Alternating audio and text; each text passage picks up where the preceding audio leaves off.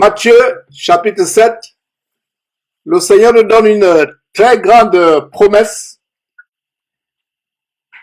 et nous sommes au chapitre 7. J'espère que vous avez vos Bibles ouvertes pour suivre ce passage avec moi.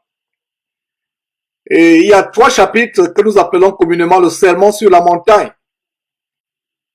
Matthieu chapitre 5, Matthieu chapitre 6 et Matthieu chapitre 7. Qui font partie de ce que nous appelons communément le grand sermon sur la montagne. Et le Seigneur dit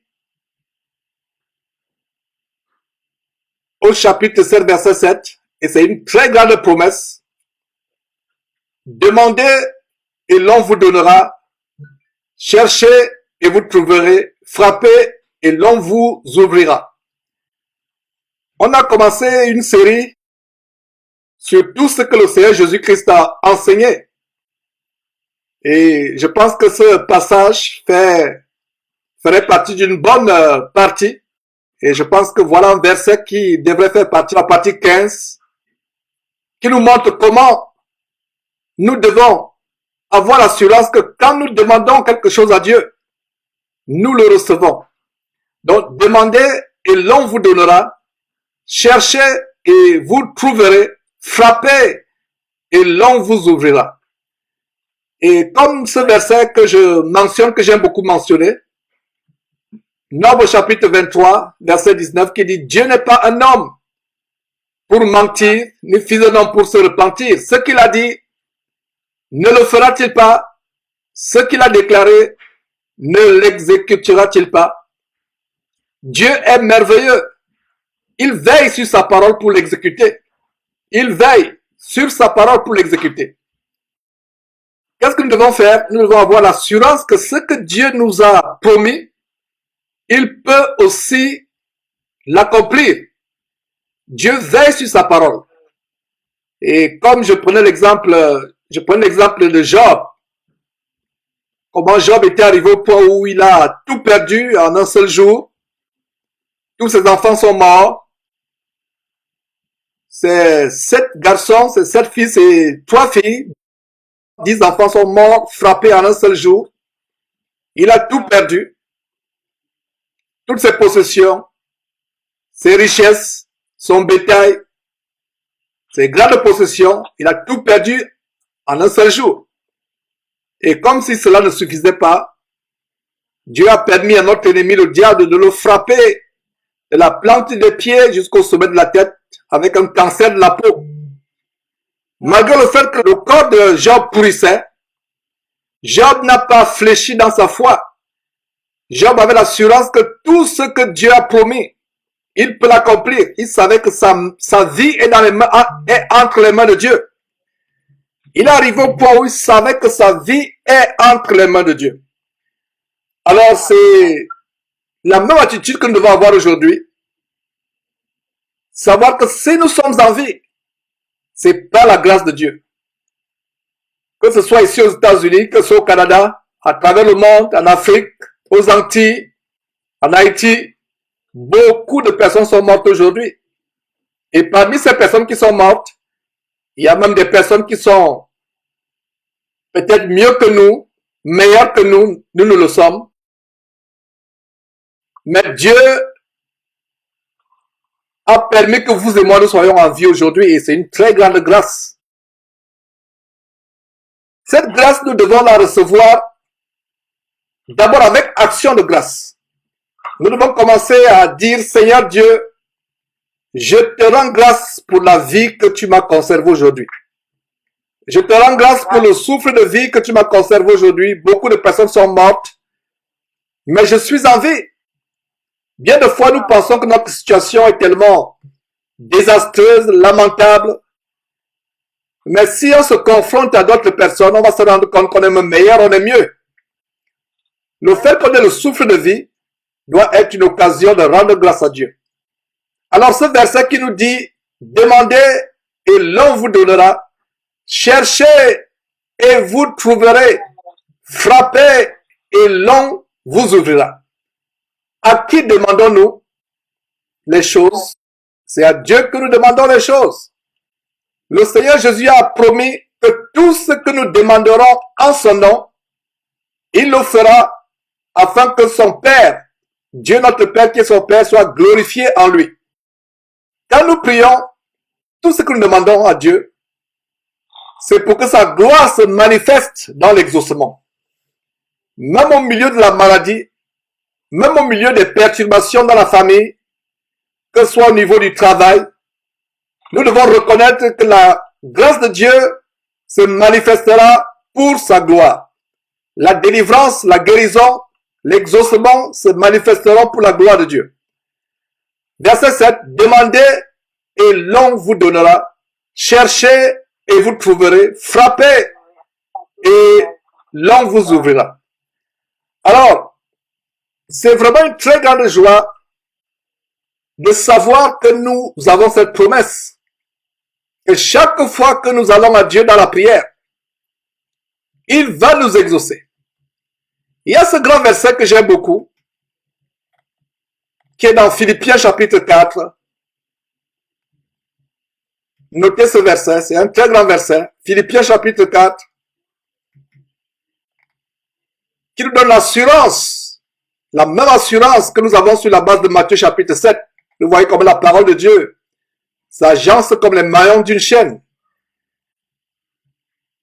En Philippiens chapitre 4, verset 6, la parole de Dieu nous déclare, ne vous inquiétez de rien, mais en toute chose, faites connaître vos besoins à Dieu par des prières et des supplications avec des actions de grâce. Avec actions de grâce. Voilà un grand verset. Ne vous inquiétez de rien. La Bible dit, ne vous inquiétez de rien. Donc, il n'y a pas possibilité, un temps soit peu, pour qu'un chrétien s'inquiète de quoi que ce soit. Même au milieu de la tempête, même au milieu de la tribulation la plus intense, même au milieu de la maladie, même si on est sur le point de mourir, la Bible dit, ne nous inquiétons pas. Non seulement c'est une promesse dans ce verset 6 de Philippiens chapitre 4, c'est aussi un grand commandement. Ça veut dire que si nous nous inquiétons, nous avons péché. Ce que je conseille souvent aux frères et sœurs, c'est que la première chose que nous devons faire quand nous allons à Dieu, c'est dire, Seigneur Dieu, je te demande pardon pour toutes les fois où je me suis inquiété pour ma maladie. Je te demande pardon pour toutes les fois où je me suis lamenté. Nous devons rendre grâce à Dieu en toutes choses. C'est ce que dit ce verset, verset 6, Philippiens chapitre 4, verset 6. Ne vous inquiétez de rien, mais en toutes choses, faites connaître vos besoins à Dieu par des prières et des supplications avec des actions de grâce. Qu'est-ce que des actions de grâce? On a une réunion hier où nous célébrions ce grand miracle de Dieu qui a permis que notre chaîne Jésus-Christ TV soit diffusée en Afrique. Alors j'ai annoncé la réunion disant que nous aurons une réunion de réjouissance, de célébration du Seigneur et d'action de grâce. Et une sœur m'a écrit en disant, qu'est-ce qu'on entend par action de grâce? Est-ce qu'on va donner des enveloppes d'argent? En fait, la sœur avait la compréhension des églises apostates, des églises hérétiques, des églises, comme je dis souvent, qui ne sont que des portes d'entrée pour l'enfer, où on enseigne des choses pernicieuses, où on enseigne que les actions de grâce, c'est amener les enveloppes. Par exemple, comme je suis en train de prier pour quelqu'un, la personne doit amener les enveloppes. Quelle abomination! La Bible dit, vous avez reçu gratuitement, donné gratuitement. Ça veut dire que si un homme vous fait payer une prière, une délivrance, c'est des démons qu'il invoque sur vous. Et c'est malheureux de voir comment aujourd'hui, le Seigneur Jésus-Christ est l'objet de commercialisation, alors qu'il a donné sa vie gratuitement. S'il fallait payer la guérison que le Seigneur Jésus-Christ nous octroie, par sa mort sur la croix, son sang qui a coulé, goutte par goutte, même l'homme le plus riche du monde ne pourra payer ce que Jésus a accompli sur la croix pour nous. C'est pour cela qu'il a fallu que Dieu le rende gratuit, parce qu'aucun homme, aucune richesse du monde ne peut payer ce que Dieu a rendu disponible. Donc, les actions de grâce, c'est dit tout simplement, Seigneur, je te rends grâce malgré tout ce que je traverse. Je te remercie malgré mes problèmes, malgré mes difficultés. Je te rends grâce, je te remercie.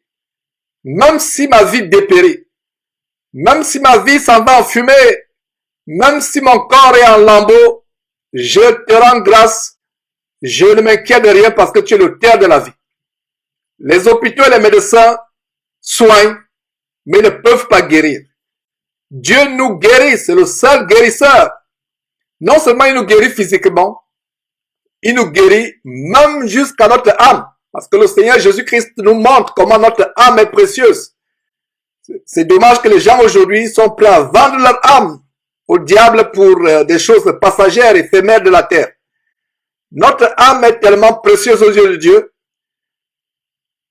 Nous devons tout faire pour garder notre âme. La santé physique, c'est bien, mais la santé de notre âme, c'est mieux. Alors, comment obtenons-nous la santé de notre âme? Nous obtenons la santé de notre âme en nous repentant de nos péchés, en regrettant amèrement tout ce que nous avons fait par le passé, en décidant d'être une nouvelle créature. Avons-nous passé le temps à être désagréable à notre époux ou à notre épouse, à nos enfants, à nos parents? Vont-nous passer le temps à nous directer dans le faux, la fausseté, le mensonge, la corruption, la fraude? C'est l'occasion de dire, Seigneur, viens au secours de mon âme. Je regrette ce qu'a été ma vie. Je regrette mon passé. Au secours, j'aimerais être une nouvelle personne. La repentance signifie qu'on prend la résolution de faire demi-tour, de faire un U-turn. Ici aux États-Unis, on parle de U-turn, c'est-à-dire qu'une voiture qui fait un changement de direction à 180 degrés. Demi-tour, carrément. C'est-à-dire qu'on allait à une certaine direction, on change carrément de direction, on rebrousse un chemin, on rebrousse chemin pour prendre la direction opposée. Toute notre vie sans Jésus-Christ, nous prenions une direction qui mène en enfer. Parce que personne ne peut aller au ciel à Dieu, au royaume de Dieu, s'il ne passe par Jésus-Christ. Et la voie par laquelle nous marchons en Christ Jésus, c'est la voie de la repentance, du regret de tous nos péchés, du regret de tout ce que nous avons fait. C'est la voie de dire, Seigneur, je veux être une nouvelle créature, oubliant ce qui est en arrière. Je me porte vers ce qui est en avant. Tes précieux commandements, ta parole merveilleuse. J'aimerais marcher désormais conformément à tes écritures. Cela suppose que vous devez prendre la résolution de lire la parole de Dieu assidûment. Parce que comment allez-vous marcher selon la parole de Dieu si vous ne la connaissez pas? Comment allez la connaître si vous ne la lisez pas? C'est un nouveau style de vie, de repentance, de vivre non plus selon les commandements du monde, les principes du monde, les traditions et coutumes du monde, mais vivre selon la parole de Dieu, en prenant la résolution d'être engagé dans le Seigneur. Alors, mes frères et sœurs, c'est une joie de connaître ces choses. Donc, retournons à cette écriture qui nous dit, demandez et l'on vous donnera. Donc, c'est votre responsabilité d'ouvrir la bouche pour demander. Et comment demande-t-on? Nous demandons avec foi, soit sans douter. La foi suppose que même si la santé, vous ne la voyez pas encore, vous remerciez Dieu jusqu'à ce que vous l'ayez. Et laissez-moi vous dire que quand vous prenez la résolution de croire en Dieu fermement, le diable va souffleter votre chair. Il va faire rugir les vagues, les flots, la tempête. Je parle de manière figurative dans votre vie. Et même au sens propre. Il va redoubler d'ardeur pour essayer de vous intimider, pour essayer de vous faire fléchir dans votre détermination de mettre votre confiance en Dieu. Il faut savoir quelque chose sur la base d'Hébreux, chapitre 11, verset 1. Vous pouvez lire cela en passant, ou noter tout simplement. Hébreux, chapitre 11, verset 1. La foi est une ferme assurance des choses qu'on espère, des choses pour lesquelles on prie. La ferme assurance que nous les avons déjà, avant même qu'on ne les voit. Une démonstration des choses qu'on ne voit pas. Vous ne voyez pas encore votre santé, mais par la foi, vous croyez Dieu que votre santé aura lieu. Et même si votre santé n'a pas lieu, tout ce que Dieu fait est bon. Parce que la plus grande santé que nous aurons, c'est la santé éternelle dans le royaume de Dieu. Nous sommes passagers sur terre. À quoi bon guérir de sa maladie pour se retrouver en enfer? Nous voyons dans le chapitre 11, le chapitre de la foi, en Hébreu chapitre 11, des personnes qui ont refusé la délivrance parce qu'elles attendaient une meilleure espérance. Une meilleure espérance dans le royaume de Dieu.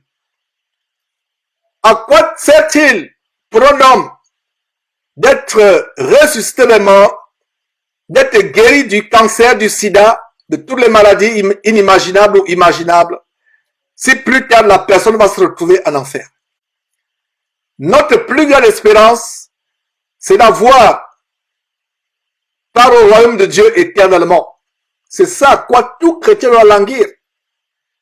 Alors, la foi sur la base d'Hébreux chapitre 11, verset 1, c'est l'assurance que quoi que ce soit que nous demandons à Dieu, même si on ne le voit pas encore, cela va s'accomplir.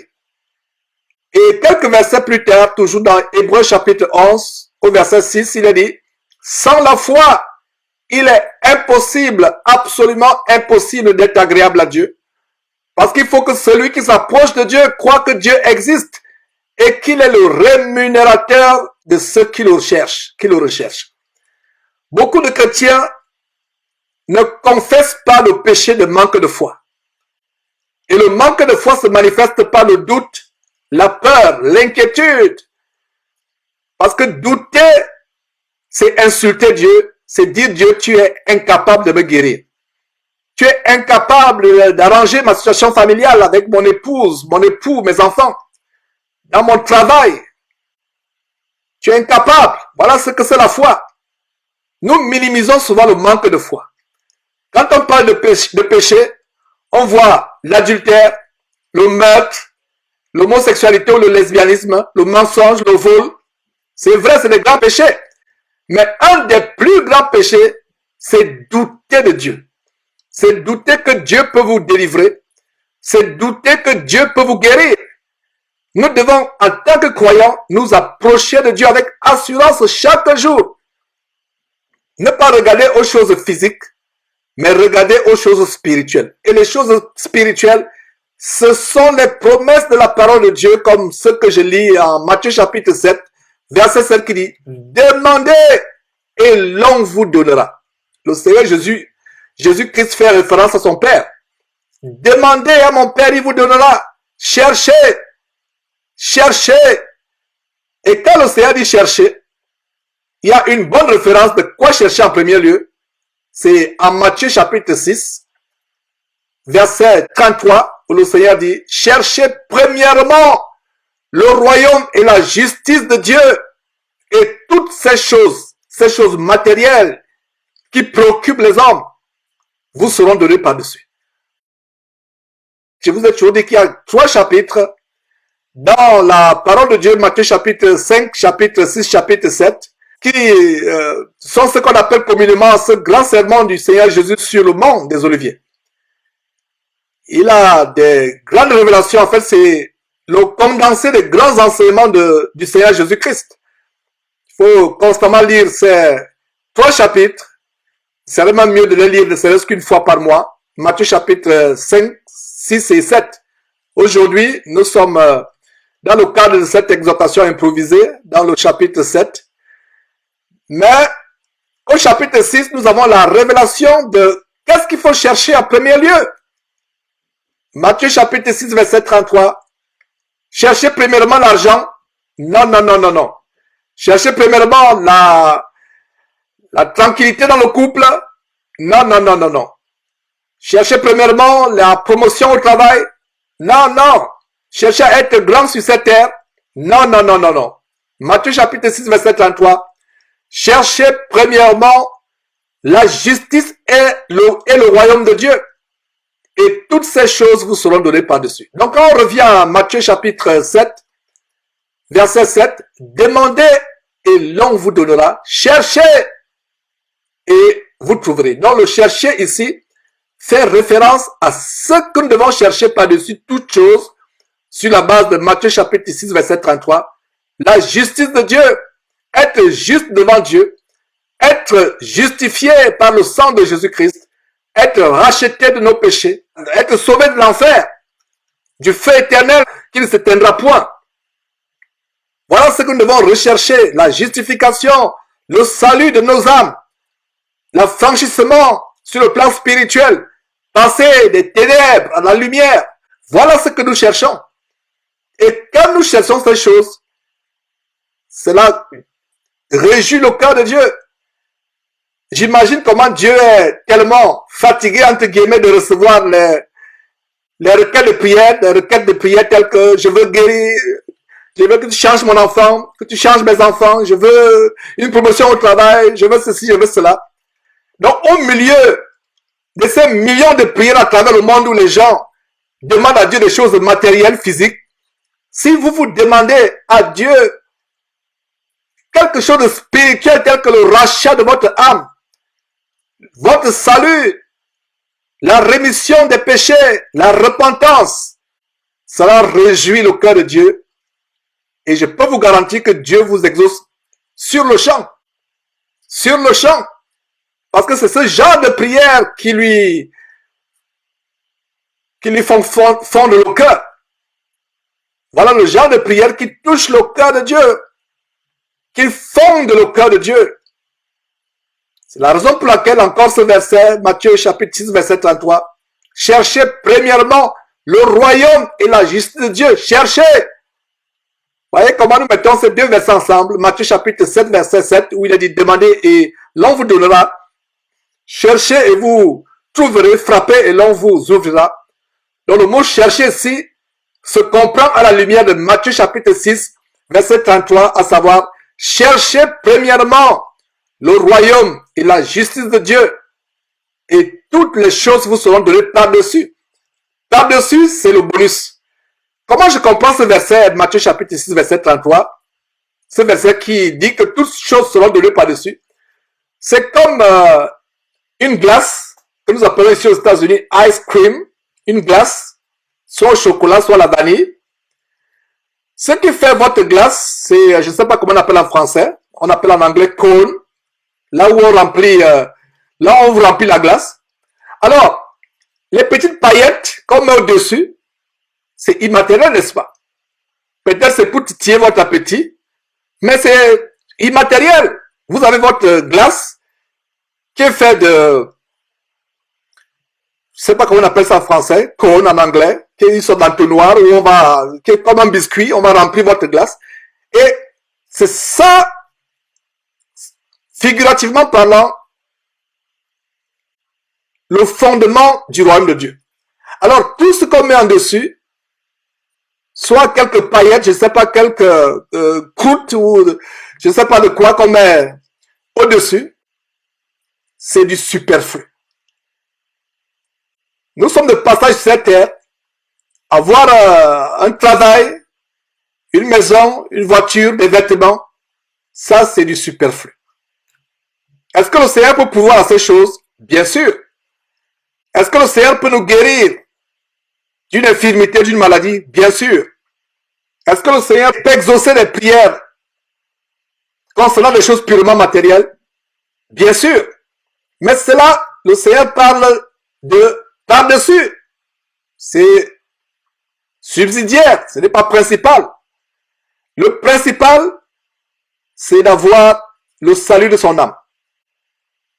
Le verset 8, Matthieu chapitre 7, verset 8, donne cette grande promesse, car quiconque demande reçoit, celui qui cherche trouve, et l'on ouvre à celui qui frappe. On ouvre à celui qui frappe. Le verset 9 dit, toujours Matthieu chapitre 7, lequel de vous donnera une pierre à son fils s'il lui demande du pain, ou s'il demande un poisson, lui donnera-t-il un serpent?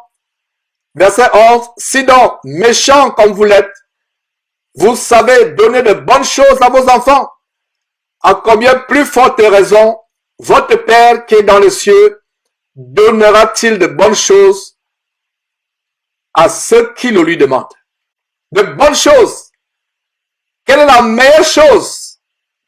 Quelle est la meilleure chose? Permettez-moi l'expression, la chose la plus bonne. Je vais dire la meilleure que nous pouvons recevoir de Dieu. Est-ce des richesses, de l'or, du diamant, une grande maison,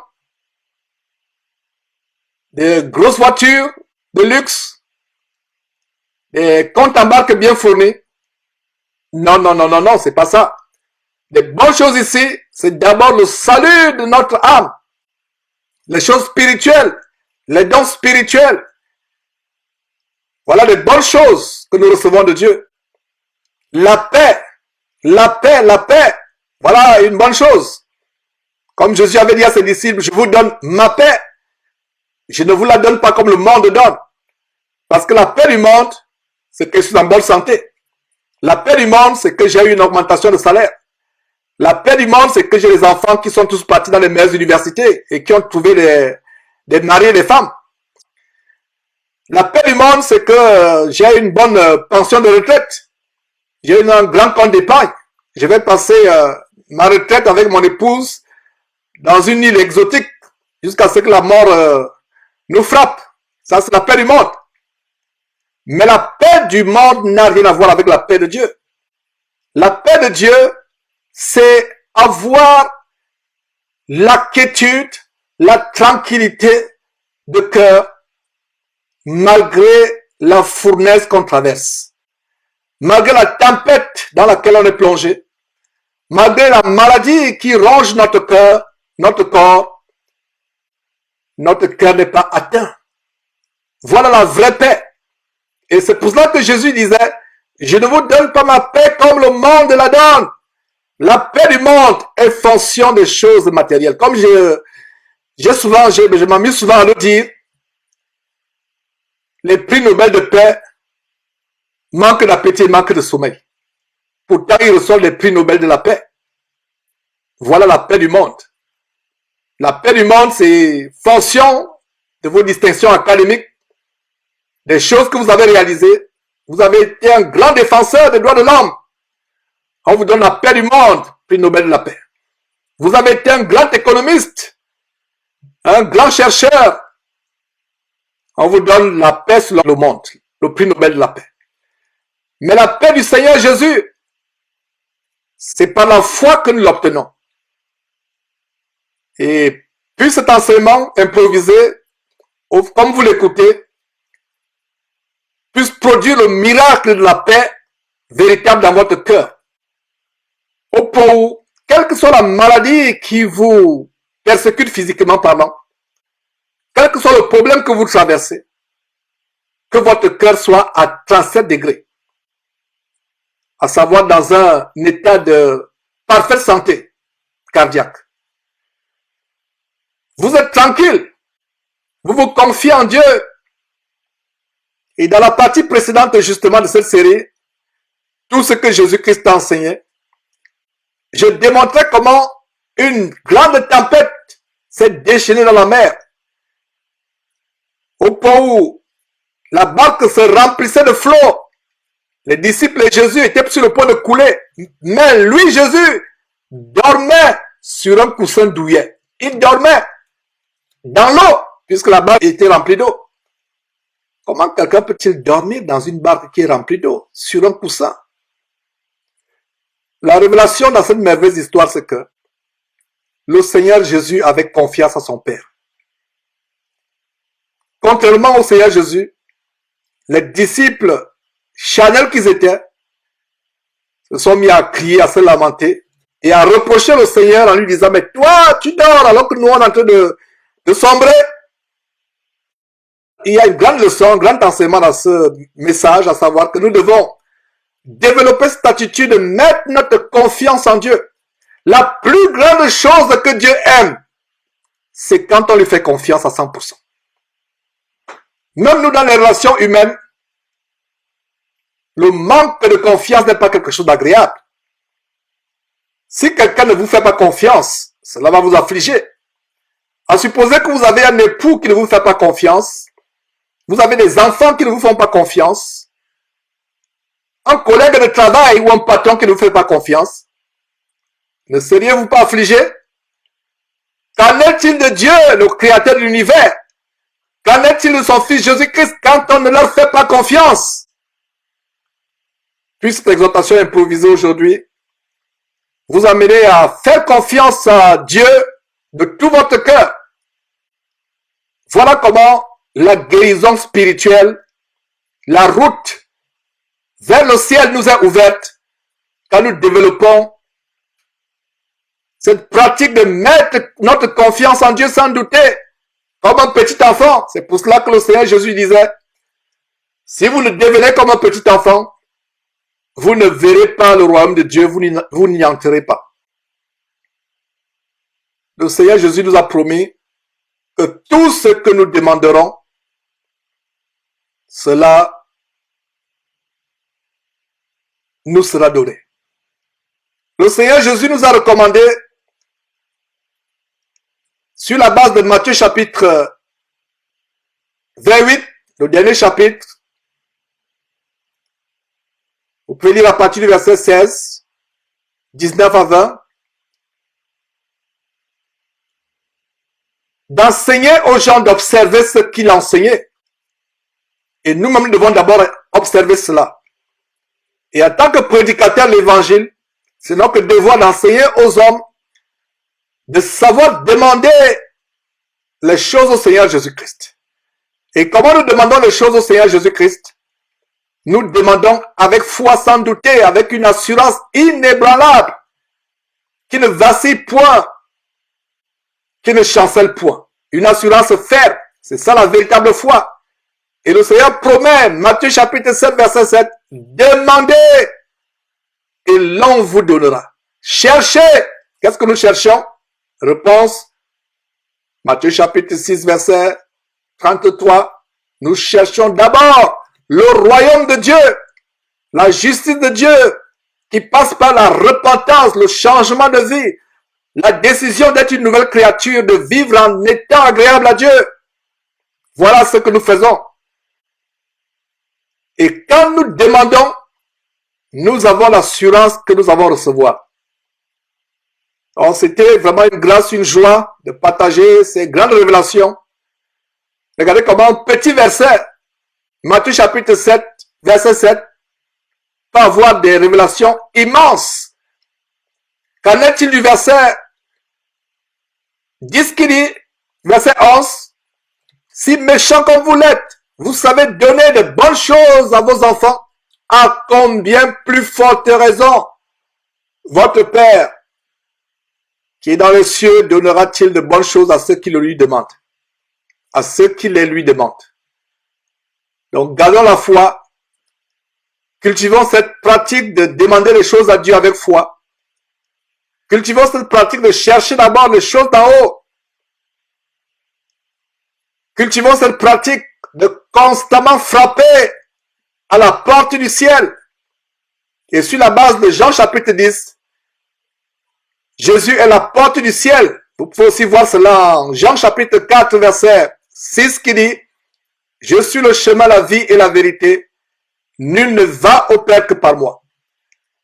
Et que celui qui invoque le nom du Seigneur Jésus-Christ, la porte sur laquelle nous frappons, que cette personne-là s'éloigne de l'iniquité. Que cette personne recherche une vie caractérisée par la pratique des fruits dignes de la repentance, la pratique de la crainte de Dieu, la pratique de l'intégrité, de l'honnêteté, de la fidélité envers Dieu, de l'amour envers Dieu, de l'amour envers ses semblables, même envers ses ennemis. Une vie caractérisée par la pratique du pardon. Pardonnez même à ceux qui vous ont fait les pires maux. Voilà comment nous frappons à cette porte. Elle nous sera ouverte. Que Dieu vous bénisse.